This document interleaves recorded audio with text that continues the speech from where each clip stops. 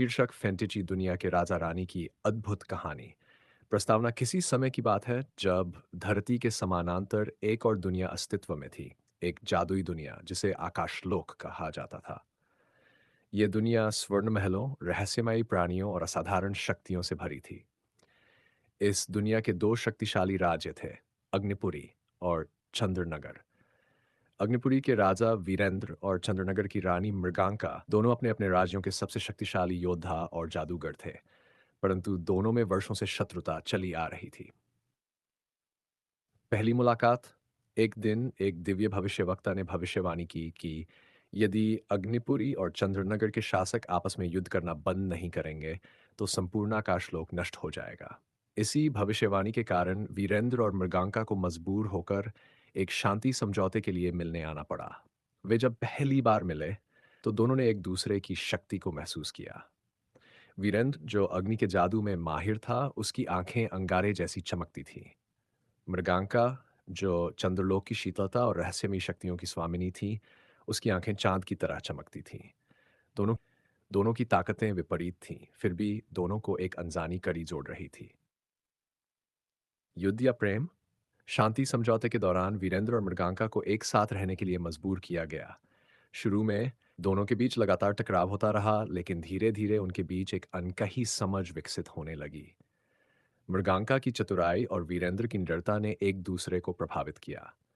एक रात जब मृगांका अपने महल के छज्जे पर खड़ी थी, वीरेंद्र वहां आ पहुंचा। दोनों ने चुपचाप एक दूसरे को देखा। आकाश में पूर्णिमा का चांद चमक रहा था और उसी चांदनी में दोनों के दिलों में कुछ पिघलने लगा। एक अज्ञात साजिश, जहां एक ओर वीरेंद्र और मृगांका एक दूसरे के प्रति आकर्षित हो रहे थे, वहीं दूसरी ओर उनके राज्य के मंत्री और सेनापति इस मिलन के सख्त खिलाफ थे। उन्हें डर था कि यदि दोनों शासक एक हो गए तो उनकी शक्तियां और प्रभाव कम हो जाएंगे। इसलिए उन्होंने एक षड्यंत्र रचा। उन्होंने एक दुष्ट जादूगर खालसिद को बुलाया, जो काले जादू में निपुण था। खालसिद ने एक ऐसा जादू किया कि वीरेंद्र और मृगांका को एक दूसरे के खिलाफ कर सके। एक गलतफहमी और बिछड़ना। कालसिद्ध के जादू के कारण वीरेंद्र को यह विश्वास हो गया कि मृगांका ने उसे धोखा दिया है, जबकि मृगांका को यह लगा कि वीरेंद्र ने उसकी पीठ में छुरा घोंपा है। दोनों के बीच एक भयंकर युद्ध हुआ और अंततः मृगांका ने वीरेंद्र को एक जादुई बंधन में बांध दिया, जिससे वह अग्निपुरी के बाहर नहीं जा सकता था। वीरेंद्र ने क्रोध में कसम खाई कि वह इस बंधन को तोड़कर बदला लेगा। मृगांका भी अपने राज्य लौट गई, लेकिन उसके दिल में एक अनकहा दर्द रह गया। सच्चाई का उजागर होना। कुछ महीनों बाद मृगांका को एक बूढ़े संत से पता चला कि यह सब खालसिद का षड्यंत्र था। वह घबरा गई और तुरंत वीरेंद्र को मुक्त करने के लिए अग्निपुरी गई। लेकिन वहां जाकर देखा कि वीरेंद्र ने अपनी शक्ति से बंधन तोड़ दिया था और अब वह कालसिद से बदला लेने निकल चुका था। अंतिम युद्ध और प्रेम की जीत। वीरेंद्र और मृगांका ने एक साथ मिलकर कालसिद से युद्ध किया। यह एक भयंकर लड़ाई थी जिसमें जादू, तलवारें और शक्ति सब कुछ दांव पर था।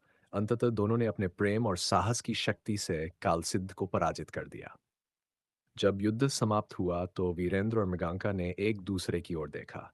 वर्षों की शत्रुता, गलतफहमी और दर्द के बावजूद उनके दिलों में केवल प्रेम बचा था। उन्होंने हाथ बढ़ाया और एक दूसरे को कसकर थाम लिया। नवयुग की शुरुआत। इसके बाद अग्निपुरी और चंद्रनगर का विलय हुआ और एक नया राज्य बना, दीपचंद, जहां अग्नि की ऊर्जा और चंद्र की शीतलता एक साथ चमकती थी। वीरेंद्र और मृगांका ने मिलकर राज किया और आकाशलोक को पहले से भी ज्यादा समृद्ध बना दिया। उनकी प्रेम कहानी एक मिसाल बन गई जिसे युगों युगों तक याद रखा गया।